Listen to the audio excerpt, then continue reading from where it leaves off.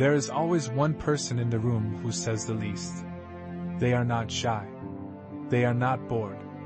They are not struggling to find something to say. They are watching. While everyone else is performing, competing for airtime, filling silence, laughing loudly, making sure they are seen and heard, this person is doing something completely different. They are collecting every micro-expression, every shift in energy, every contradiction between what someone says and how their body says something entirely different. Every unspoken tension floating invisibly between people who are pretending everything is fine. And then when they finally do speak, something strange happens. The room gets quiet. Not because they are loud. Not because they demanded attention. But because somewhere, instinctively, everyone in that room already knows. When this person opens their mouth, it is going to matter. Society has a deeply uncomfortable relationship with quiet people. We reward the talkers. We promote the loudest voice in the meeting. We mistake volume for intelligence, confidence for competence, and constant output for value. And people who naturally observe more than they speak spend years, sometimes their entire lives, being misread. Called cold. Called arrogant. Called mysterious in a way that is not always meant as a compliment. They are told to speak up more. To be more present. To contribute more. As if their silence is a malfunction that needs fixing rather than a mode of operating that is producing something nobody else in the room can access. Here is the truth that psychology and neuroscience have confirmed repeatedly. The people who speak least in a room are very often the ones who understand it most. And today we are going to break down exactly why and what makes the observing mind one of the most powerful psychological instruments a human being can possess. In 2012, a research team at the University of California studying group dynamics made a finding that challenged almost everything organizations believed about leadership and communication. They found that in group settings, the individuals who spoke least were consistently rated by their peers after the fact as having contributed the most meaningful insights. Not the most insights. The most meaningful ones.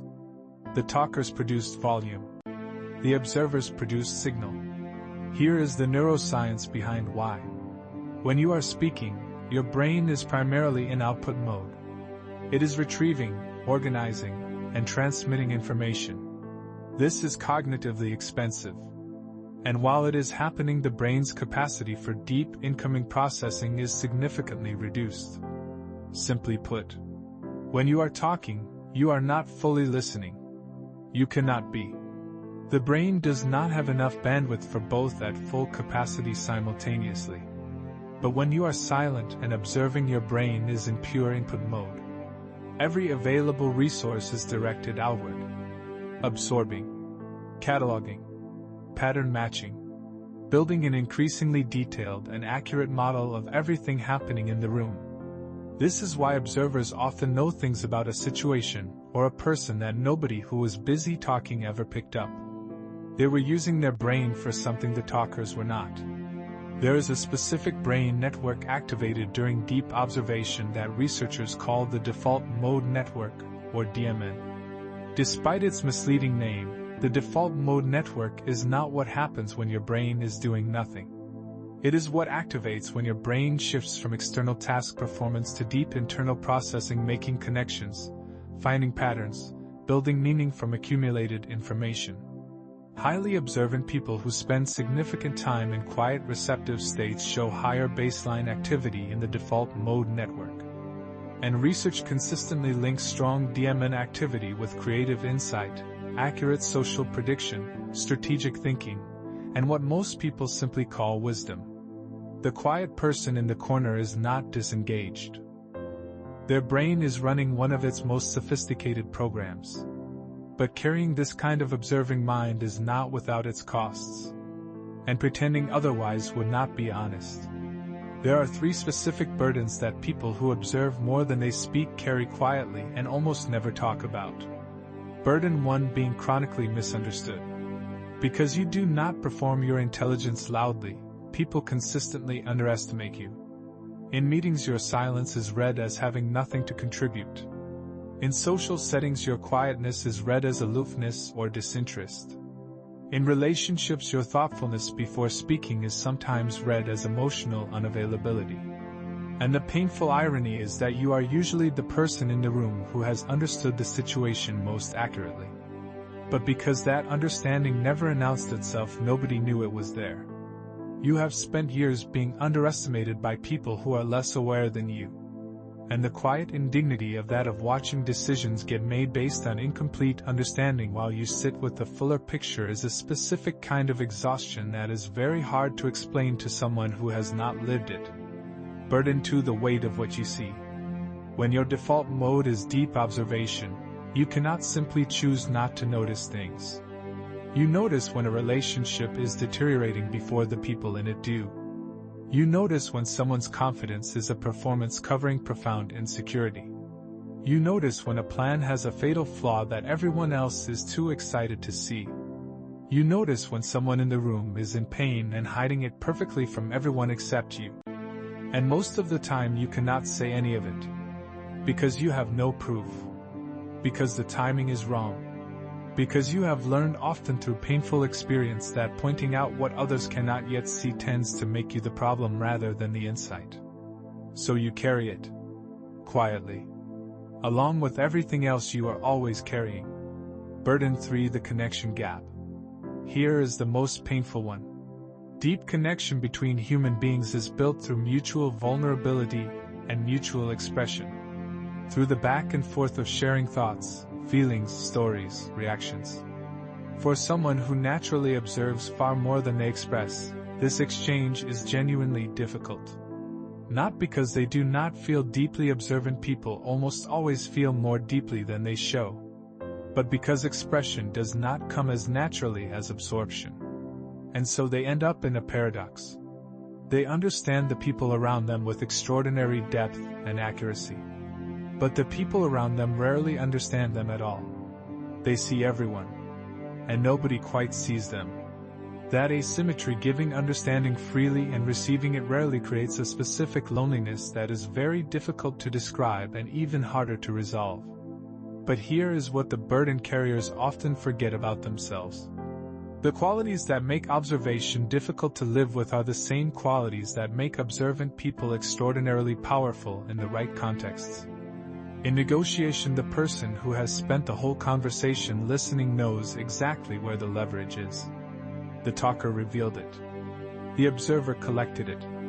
In leadership, the quiet leader who has watched carefully before acting makes decisions with a level of situational accuracy that the decisive, loud leader who moved fast without watching almost never achieves. In relationships, the observant partner notices what their person needs before a single word is spoken. They remember the small things. They show up in the specific ways that matter. Because they have been paying attention in a way that most people simply do not. In crisis, when everything is falling apart, and everyone is reacting loudly and emotionally, the observant person is often the calmest. Not because they do not care, but because they have already been processing the situation, while everyone else was still performing their reaction to it. History is full of people who changed the world not by being the loudest voice in the room but by being the one who understood the room most completely. Darwin, Lincoln, Einstein, Rosa Parks. Each one described by people who knew them as someone who spoke rarely, and when they did, it landed like a stone dropped into still water, sending ripples outward long after the moment had passed. If you are someone who observes more than you speak, here are 3 principles that will help you convert your natural gift into its fullest expression. Principle 1: trust the timing of your voice. The pressure to speak more, contribute faster, fill silence. That pressure is built for a different kind of mind. Not yours. Your value does not come from volume. It comes from precision. From the insight that arrives after you have observed long enough to actually understand what is happening. Stop apologizing for your timing. Stop forcing yourself to speak before you are ready just to prove you are present. Your presence was never the question. When you speak, mean it. And trust that meaning it, even rarely, is worth more than filling every silence with sound. Principle 2: find your expression channel. For many observant people, spoken real-time expression is the hardest form of communication. But that does not mean expression itself is hard. Writing, drawing, building, creating, making something. These are all forms of expression that give the observing mind the time and space it needs to translate what it has absorbed into something it can share.